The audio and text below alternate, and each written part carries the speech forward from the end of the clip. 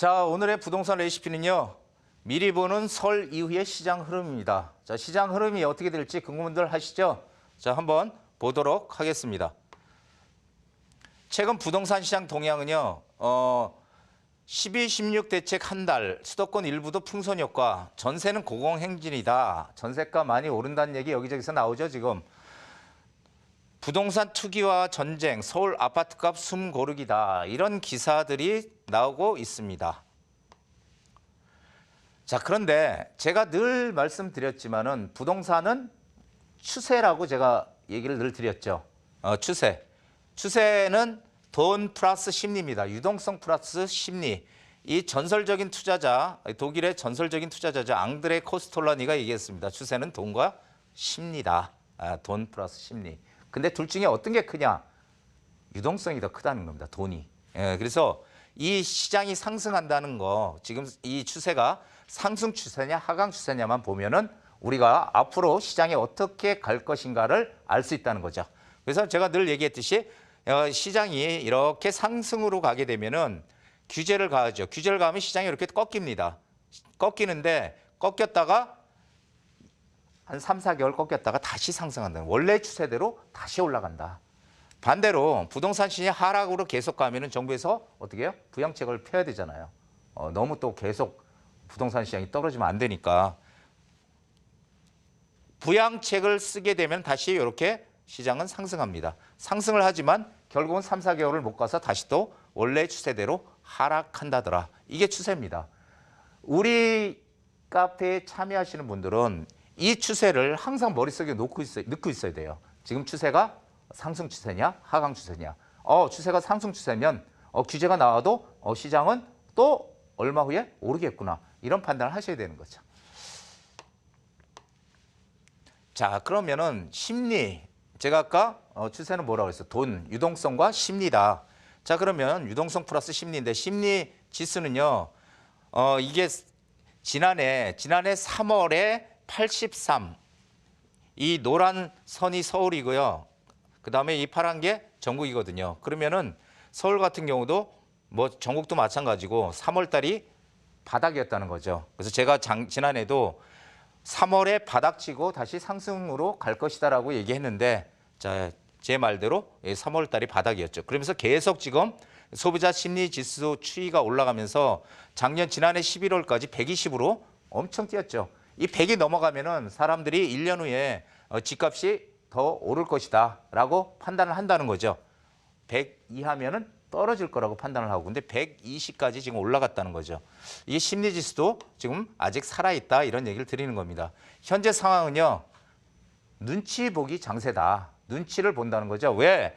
매도인 매수인 모두 지금 숨고르기 상태라는 겁니다. 아직까지 결정을 확실히 못했다는 거죠. 매도인은 내가 과연 지금 집을 팔아야 될 것이냐. 매수인은 아니면 지금 내가 사야 돼? 아니면은 좀 더 이따 사야 돼. 아직까지 마음의 결정을 못하고 있는 상황입니다. 지금.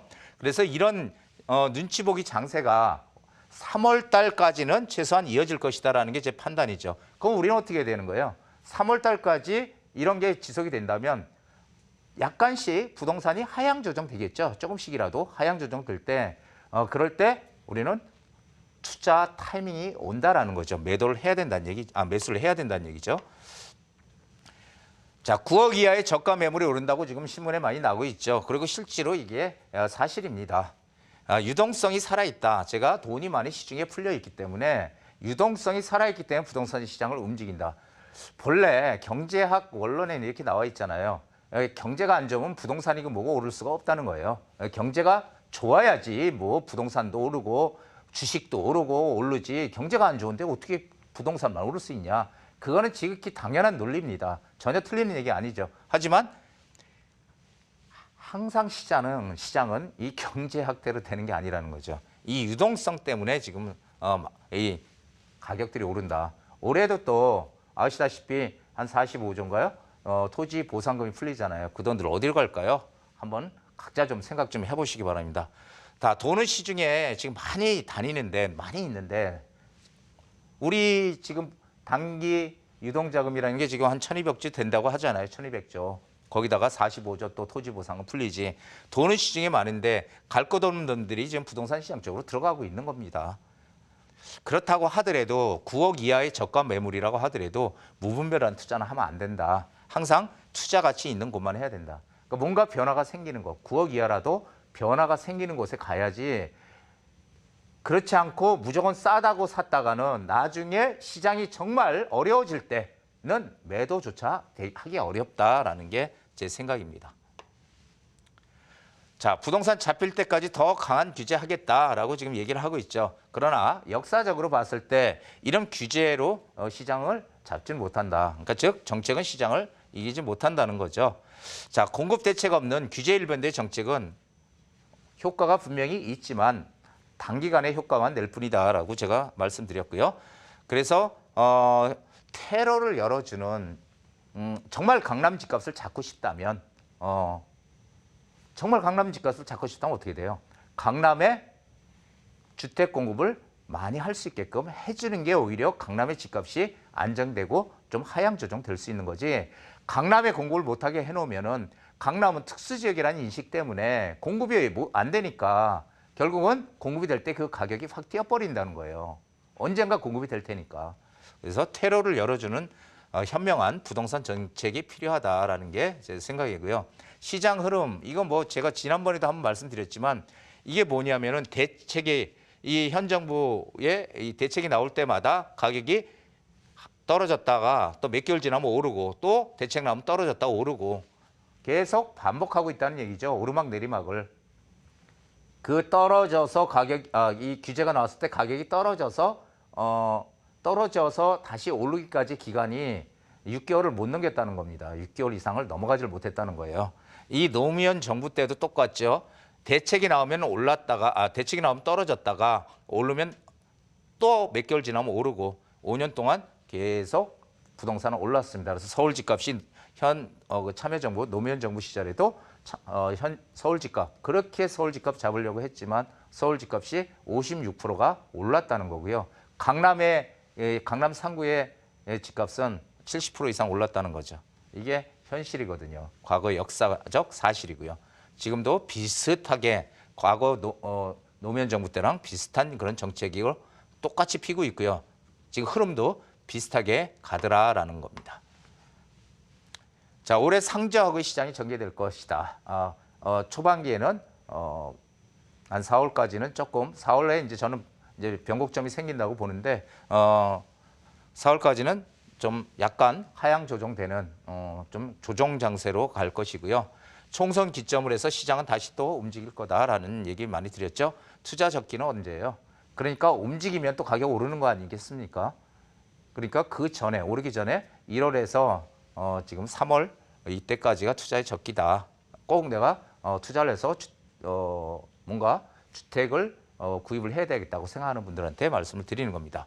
올해 주택시장의 틈새 시장으로 오피스텔이 뜬다. 이건 제가 많이 얘기 드렸죠. 오피스텔이 뜨는 이유는 세 가지가 있는데 그거는 시간 관계상 제 강의에 오시거나 하면은 말씀드리겠습니다. 올해 틈새 시장으로 오피스텔이 뜰 거는 확실합니다. 자, 시장은 점점 차별화가 더 될 것이다. 규제가 강하면 강할수록 시장은 차별화가 더 커진다. 이런 얘기 드렸었죠. 오를 수 있는 이유가 있는 곳으로 들어가라. 오를 수 있는 이유가 있는 곳.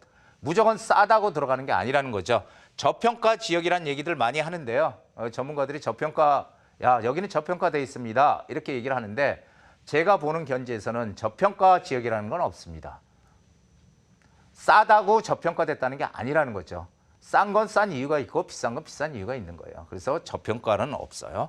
그리고 정책 변수가 중요합니다. 지금 어디에 중점을 둬서 서울 같은 경우는 서울시장이 어디에 중점을 둬서 지금 하는 것인가. 이것을 봐야 되는데 이건 공부가 많이 필요합니다. 정책 변수. 이건 전문가들의 몫이라고 생각해요. 정책 변수를 파악하는 거는. 자, 이거는 쉽습니다. 변화가 생기는 곳에 투자하라. 제가 늘상 정말 어디 가든 이런 얘기를 많이 드리는데 변화라는 게 뭐예요? 내가 투자한 곳이나 내가 살고 있는 곳에 교통망이 새롭게 뚫린다든지 아니면 거기에 커다란 직장이 들어온다든지 이런 게 다 변화잖아요. 그렇죠? 이런 큰 변화가 들어오게 되면 가격도 많이 오르는 거고요. 작은 변화가 생기게 돼. 거기에 작은 변화가 생기게 되면 작게 오는 것입니다. 하지만 오른다는 거죠. 변화가 생기는 곳에 무조건 들어가라. 이렇게 말씀을 드리겠습니다. 자, 오늘의 명언은요. 2020년 이제 설날이잖아요. 예, 그래서 올해는 우리 제 방송을 정말 열심히 봐주시는 고마운 우리 시청자 여러분들 항상 새해 복 많이 받으시고요. 그리고 올해 정말 그동안에 못 이뤘던 그런 많은 소망들 모두 이루는 2020년 한 해가 되시기를 바라겠습니다. 고맙습니다.